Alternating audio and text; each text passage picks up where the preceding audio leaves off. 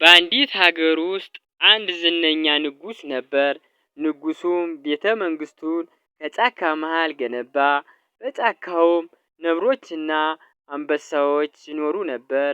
አልፎ አልፎ ንጉሱ ለመዝናናት ወደ ጫካ ይጓዛል። ከዕለታት አንድ ቀን ንጉሱ እየተዝናና እያለ አንድ ያረጀ አንበሳ ከጫካው ወጥቶ "ንጉስ ሆይ፣ ሺህ ዓመት ይንገሱና አንዲት ነገር ላስቸግሮት" አለው። ንጉሱም ቶሎ ብሎ "አንተ የጫካ ንጉስ አይደለህ? እንዴት አንተን ምን አይነት ችግር አጋጠመህ?" አለው። አንበሳውም "በወጣትነቴ ጀግና አዳኝ ነበርሁ።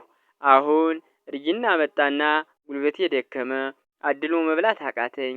ስለዚህም ራብ ጸናብኝ እና እንዲያው እርስዎ ከሰራዊቶ የተራረፈውን የአጥንት ስጋ ቢመጸውቱኝ ብዬ ነው" አለው።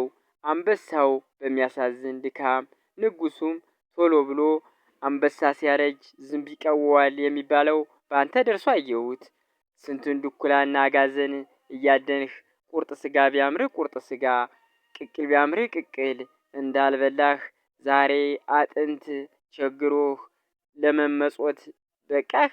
አይ ጊዜ! ጊዜ ከባድ ነው። ወጣትነት እንደዚህ በቀላሉ ያልፋል ወይ? አይ እርጅና!